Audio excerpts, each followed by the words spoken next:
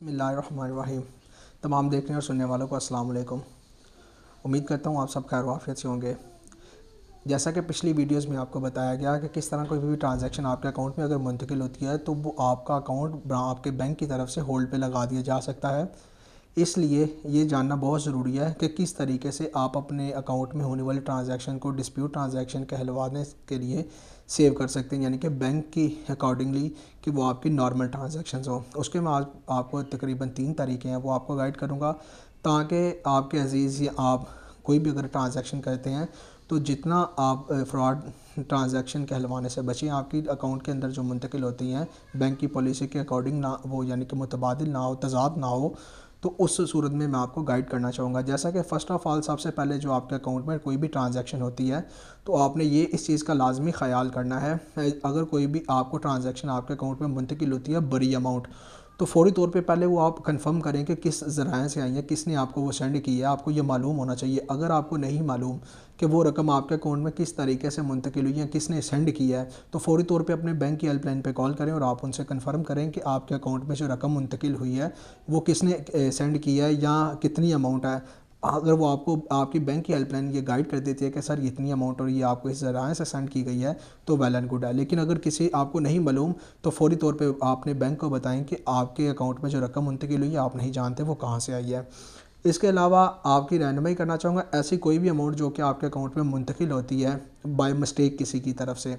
यानी कि कोई गलती से आपके अकाउंट में मुंतकिल कर देता है, आपको मालूम नहीं होता, तो जब उसका वो अपने बैंक में कॉल करता है और कहता है या अपने बैंक विज़िट करता है कि मैंने गलती से किसी को पैसे ट्रांसफ़र कर दिए हैं और मैं वो अमाउंट रिवर्स चाहता हूँ, तो जी आपका बैंक जो होता है, आपके बैंक का डिपार्टमेंट बेनिफिशरी बैंक जिसको आपने सेंड किए होते हैं उस बैंक से रब्ता करता है। आप कंप्लेन एक नोट करते हैं, रिटर्न रिक्वेस्ट करते हैं और उसके बाद अपने बैंक को दे देते हैं। आपका बैंक अगले बेनिफिशरी बैंक के यानी कि उनके कस्टमर के साथ रब्ता करता है, बेनिफिशरी बैंक को कहता है और वो बेनिफिशरी बैंक अपने कस्टमर्स के साथ रब्ता करके कहता है कि आपके अकाउंट में एक जो ट्रांजैक्शन आई है वो किसी ने गलती से कर दी है। आप अगर आपको मालूम है कि वो गलती से हुई है तो वो रिटर्न कर दी जाती है, करवा दी जाए। अगर आप कहते हैं, आप ओन करते हैं कि नहीं वो मुझे पता है मैंने मंगवाई, तो वो आपसे कहेंगे कि आप एविडेंस ला के दें।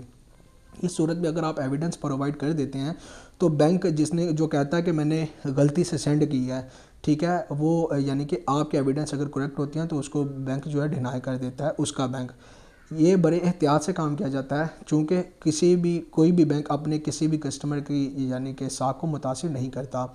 सेकेंडली आपकी रहनुमाई कर देता हूँ, ऐसी कोई भी ट्रांजैक्शंस जो कि आप नॉन 3D वेबसाइट के ज़रिए थे, जो कि बैंक की पॉलिसी के मुताबिक ना स्टेट बैंक और पाकिस्तान की पॉलिसी के मुताबिक ना हो, ऐसी कोई भी वेबसाइट के ज़रिए से, सोर्स के ज़रिए से आप ट्रांजैक्शन यानी कि आप पैसे कमाते हैं, वो किसी भी आप डिजिटल यानी कि माइक्रो फाइनेंस बैंक के अंदर मुंतकिल रकम कर लेते हैं और उसके बाद वो आप किसी को सेंड कर देते हैं किसी के बैंक के अकाउंट में, तो इस सूरत में भी जब बैंक को डिस्प्यूट चलता है तो वो कहता है कि आपने चूँकि कोई फ्रॉडलेंट एक्टिविटी की है जिसकी वजह से आपके अकाउंट में जो रकम आई है उसका आप एविडेंस दें, अगर नहीं दे पाएंगे तो आपका अकाउंट फ्रीज़ कर दिया यानी कि होल्ड कर दिया जाएगा।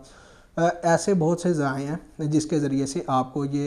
यानी कि आपका अकाउंट होल्ड पे लग सकता है। इनसे बचने का बेहतरीन तरीका क्या है कि हमेशा दुरुस्त कैटेगरी, अक्सर आप किसी माइक्रो फाइनेंस बैंक के ज़रिए से पैसे ट्रांजैक्शन करते हैं या किसी भी दूसरे कमर्शियल बैंक के ज़रिए से पैसे ट्रांसफ़र करेंगे तो आपको वो कैटेगरीज बोलता है कि आप बताएं ये रकम किस पर्पज़ के लिए आप सेंड कर रहे हैं, यानी कि आप किसी तलीमी इदारे के लिए कर रहे हैं, रकम अदा करने के लिए, टैक्स अदा करने के लिए, या गवर्नमेंट पेमेंट कर रहे हैं या पर्सनल रीज़न की वजह से कर रहे हैं। तो आपने जिस मकसद के लिए कर रहे हैं तो वही मकसद आप सेलेक्ट करके रकम अदा करें, ताकि आपका बैंक आपको सेव कर सके अगले बेनिफिशरी बैंक के मुतबादिल से, ठीक है। मज़ीद आपको इस हवाले से बहुत सारी इंफॉर्मेटिव वीडियो मैं इंशाल्लाह शेयर करूँगा, ताकि आप और आपके अजीज़ जो हैं वो किसी भी फ्रॉडलेंट एक्टिविटी की सूरत में अपने खुद को अकाउंट को सेव कर सकें।